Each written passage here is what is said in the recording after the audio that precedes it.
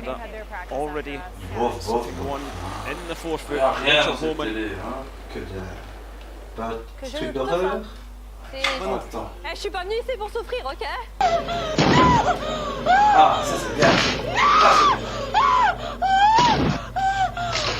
Mais non, stop! Qu'est-ce qu'il y a encore? Mais c'est pas comme ça qu'on appelle le service de secours. Oh là.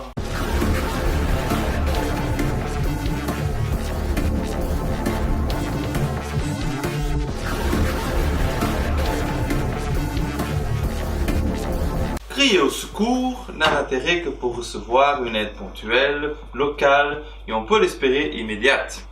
Elle peut être utile pour avoir un renfort en cas de besoin, mais elle ne peut servir en aucun cas pour... Sauf si on se trouve dans la proximité immédiate d'un service de secours. pour contacter les secours spécialisés. Le 112 est le numéro d'appel européen. Il remplace le numéro d'appel 100 en Belgique. S'il est davantage dédié aux services ambulance et pompiers, il permet également de contacter les services de police. En effet, dans le cas où les services policiers sont nécessaires, l'appel est directement transmis vers la centrale téléphonique 101 de la police.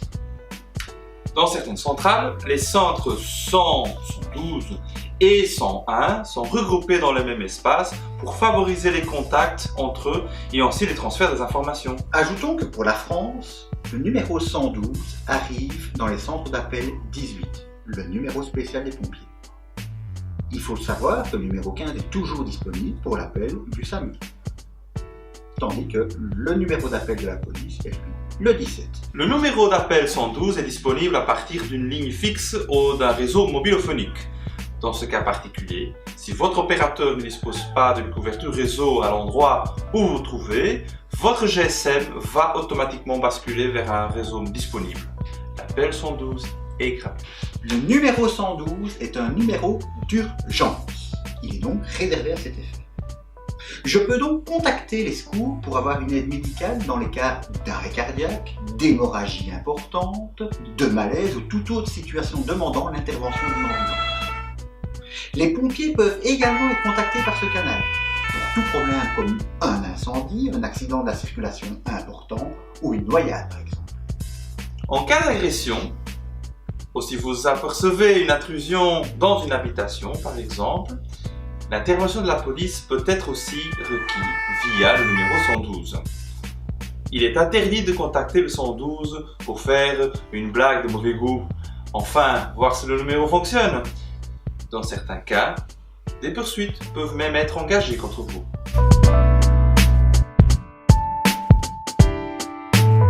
Quelles informations pertinentes faut-il transmettre au 112? L'opérateur du 112 va vous guider dans le recueil des informations qu'il a besoin pour envoyer les secours.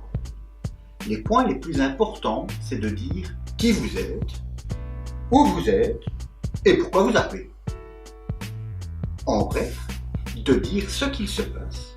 Est-ce qu'il s'agit d'un accident, d'un malaise, de donner l'état des victimes, leur nombre, si elles sont conscientes, si elles sont coincées, s'il existe un danger immédiat.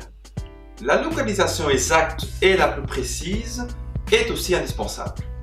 Le nom de la rue, la commune, le numéro de la maison, la borne kilométrique, le sens de la circulation sur autoroute, plus la localisation est précise, et plus les services de secours arriveront rapidement. Il est bien évidemment plus intéressant de contacter le service 112 après avoir l'ensemble de ces informations.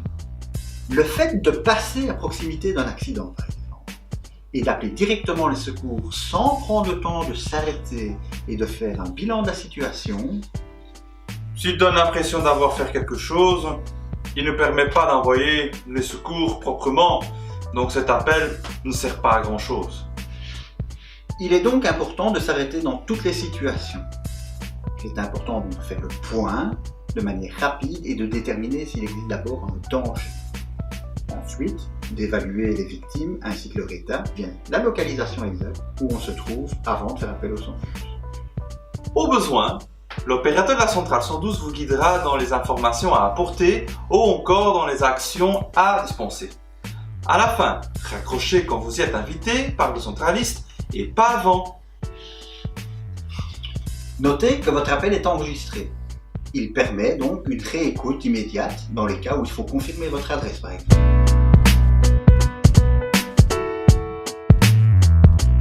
Petite suggestion, veuillez à mettre en valeur votre numéro de maison.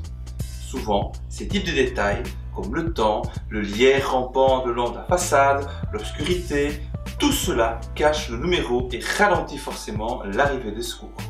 Aussi, dans un endroit qui est difficile d'accès, s'il vous est possible, l'envoi d'une personne à la rencontre des services de secours est souhaitable, et ce, de manière à pouvoir localiser plus rapidement la victime. Pour les personnes malentendantes, il est possible de contacter les services de secours via SMS.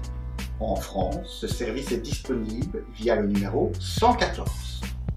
En Belgique, un contact préalable via une adresse mail permet également ce service. Ajoutons qu'en cas d'accident, le balisage de la zone et les premiers soins aux blessés vont de pair avec l'appel au secours. Pour aller plus loin, vous trouverez une fiche reprenant les grandes lignes ainsi que les différents numéros utiles en Belgique ou encore à l'étranger. Renseignez-vous toujours avant de partir à l'étranger pour voir quel est le numéro d'appel local. Il serait en effet dommage de ne pas le connaître avant de partir visiter les environs immédiats de votre villégiature. Comme chaque fois, comme toujours, un petit quiz est aussi disponible dans la description de cette vidéo. Ainsi que des liens vers le site du 112 en Belgique qui reprend les grands principes d'appel au 112. La campagne Pas de blabla et ainsi que des jeux orientés vers les plus jeunes. En effet, il est important que les enfants connaissent le numéro d'appel 112 et pourquoi appeler. Rejoignez-nous sur nos différents réseaux sociaux et à bientôt pour un nouvel épisode. C'était Pedro Et Sébastien.